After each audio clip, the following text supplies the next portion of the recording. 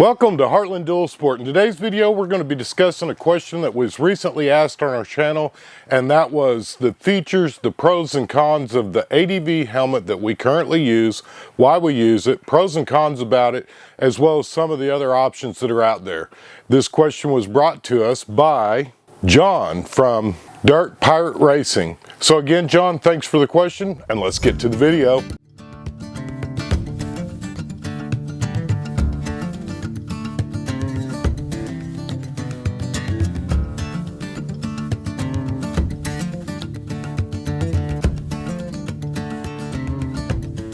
Again, if you're new to our channel, I'd like to introduce myself. My name is Dale, and I'll be your host here on Heartland Dual Sport.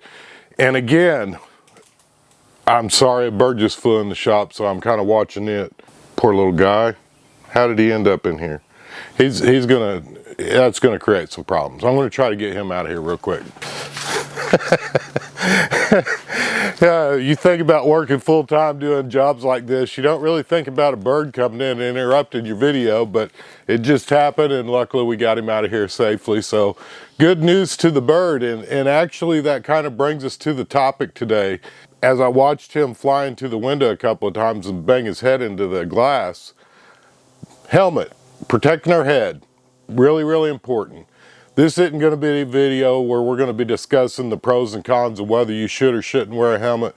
We're going to start off right off the bat with the helmet that we picked and why we picked it. So if you guys know and you've been watching our video for very long, this is my second Nex that I've had. The very first one I really enjoyed it. I got several years out of it, and it was a great helmet. Some of the pros and cons that I really like about it, and we'll start off with the pros, is number one, I love that if you can see this on the side here, that is my comm system. This will Bluetooth and connect to my Garmin GPS as well as my cell phone so that I can be listening to music.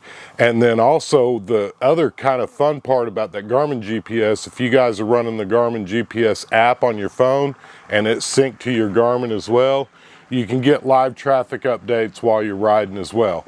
But number one, if you look at this, I mean, that's very slick design. I've already got bulk up on the front for the GoPro so that I can make the videos for you guys.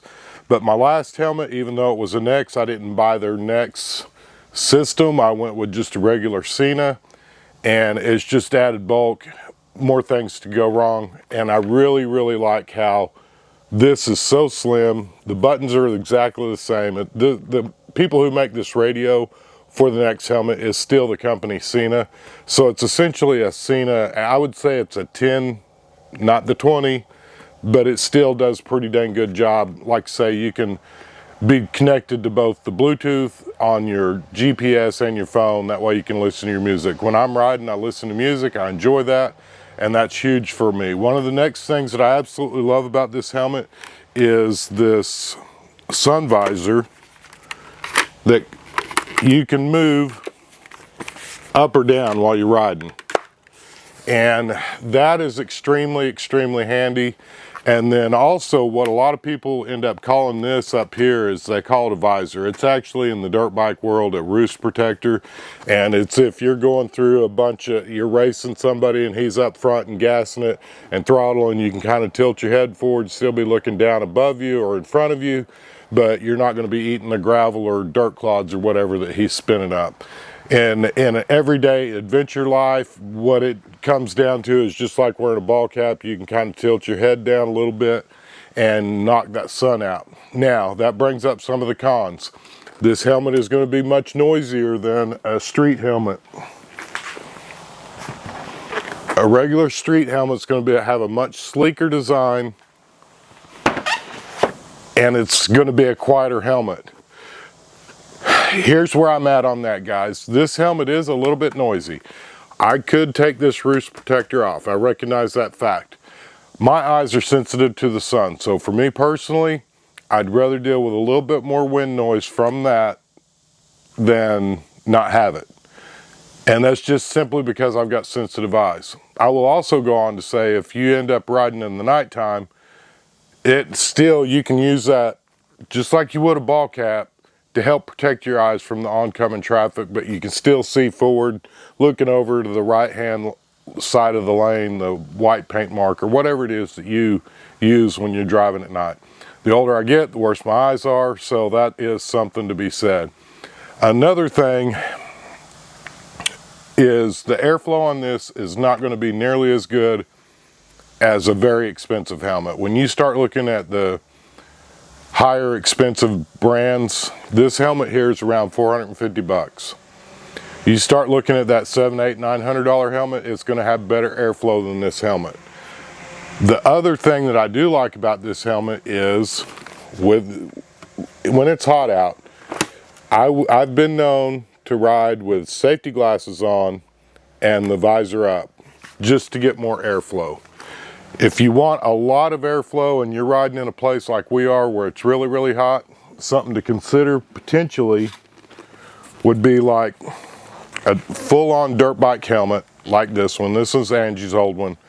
And just make sure when you're looking at the dirt bike helmets that it is DOT approved. That is one thing that a lot of people don't recognize, is they think a helmet from Walmart is DOT approved. And guys, when you're talking about protecting your head, it's worth checking into, make sure, number one, it's DOT approved. What's the actual protection? I think the Snell rating is a little bit more strenuous, maybe. I don't know. Guys, do some more research on that. I've got a lot of confidence in my next helmet.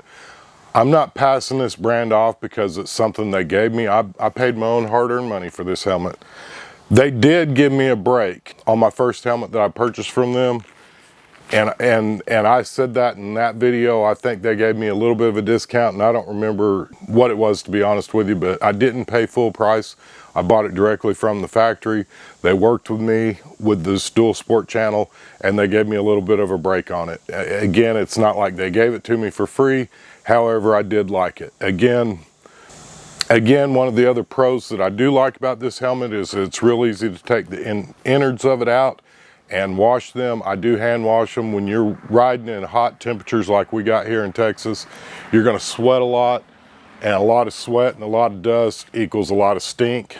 So I like the fact that you can pull that out, wash it up, and keep it as clean as you can, as clean as could be. Same thing with your dirt bike helmets. With that open face and no visor, it's going to catch a lot more dirt and junk, and it's going to probably stink quicker. It's probably going to stink quicker. Artichoke. No artichoke. It's probably going to stink quicker simply because it's going to catch a lot more dirt. I will follow up and go back. When I initially started this channel, I've got this helmet back here. This is one of my first helmets that I bought. And this is one of my first helmets that I bought for the channel. And this helmet is made by a company called Built. It is probably a $150 to $200 helmet. I hand painted some skulls on it. I hand painted the United States flag, and I colored in a lot of the states. I need to fill in more of them because I quit using this helmet. This helmet, guys, actually worked pretty dang good for what it was. At the time I was riding that DRZ, and I wasn't riding on the highways near as much as I am with the KLR. The KLR, and when I bought the Africa Twin, that is when I stepped up to the next because I was spending a lot more time on the highway. This was more like a backroads type helmet, and again, it doesn't have this helmet does not have the sunshade deal built into the helmet where it comes down and you've automatically got a pair of sunglasses in your helmet built in. That to me is a great feature, again, because I've got sensitive eyes. But for the money and what I was doing with the DRZ, just riding back roads, single track, stuff like that, I felt like this was plenty of helmet. And like I say, I want to say it was 150, 200 bucks. It's pretty dang cheap. Spending more time on the highway, your odds of being involved in an accident at a higher speed, I felt like I wanted a better helmet to protect my noggin. That's why I spent twice the money on the next helmet, NEXX. Again, pros and cons to everything in life. You're going to get more features the more money you spend. So in my mind, I guess one of the easiest ways to answer the question specifically for John would be, number one is, what is your budget? Because your budget's going to help you narrow down your helmets right off the bat. If you got a $500 budget, you're already in a ballpark of where you want to be, and that's going to help you look for a helmet in, say, that $500 range. If you're in the $250 range, you can go to RevZilla or any of these other places and kind of look at their budget helmets. You can go in there and narrow down your search by the amount of money you're willing to spend, and that'll help you narrow down your search. Again, there's pros and cons with everything. The more money you spend, you're probably going to have better quality parts, better quality features. Again, airflow being huge, and I know some of your more expensive helmets, the airflow is going to be a lot better than it is, say, in this Nex. The airflow in the Nex, in my mind, is right on par where it should be for the amount of money that you spend on the helmet. And again, guys, if you'll carry the safety glasses, there's plenty of companies that make motorcycle safety glasses that are approved for your riding, that still qualify as eye protection as far as state laws go, that you could put them on and ride with them with your visor up and get more airflow during the heat of the summer like we're in right now. And that's something else to think about. You could actually factor in that $30 or $40 with whatever helmet you're looking at. If it doesn't have the drop down sunscreen, or if it doesn't have the drop down sunshade, then that would be something that you could factor in as well when you're looking at your total budget for how much you're willing to spend on your helmet. Again, secondary to that, I'm not a helmet professional, and I'm not going to pretend to be. The question was asked to me why I picked the ADV helmet that I use and the pros and cons to it. So I'm trying to answer that question the best I can. And again, guys, this is my opinion. This doesn't make it right. It doesn't make it wrong. I'm just telling you my experience. I've had good luck with Nex. I feel like they're quality product, and I feel like for the money, you're getting a pretty dang good bargain, especially if you go with their system on the side, because that's less junk sticking off your helmet. And the less junk you have on your helmet, the easier it is to just ride and ride safely. But the biggest deal is that right there, guys. Let's go out. We want to ride. We want to have fun. We want to ride safely, and we want to make sure that we make it home. If you're debating on whether or not to wear a helmet, wear a helmet. Set yourself a budget. Spend what you can on your helmet, and get the best quality helmet that you can afford. I'd rather you skip eating out for a week or something, whatever you need to do to kind of save up a few extra bucks to go ahead and get a better helmet. That way, if something does happen, you got a better survival rate. Again, guys, I appreciate your likes, comments, and subscribes. I hope this video has been helpful. Please, while you're watching this video, comment down below. Name off the helmet that you're using. Let's help John out. Try to figure out what would be the best for him and his situation.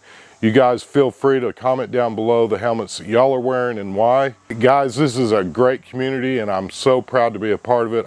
I couldn't do it without you, and I'm grateful to be a member of your community. So let's try to help John out. And again, welcome to the channel, John. If you're new to our channel, I'd like to talk you into subscribing as we continually bring you updated ADV, KLR, motorcycle type videos. Again, guys, we appreciate your likes, comments, and subscribes. May you have a blessed week, and let's go ride.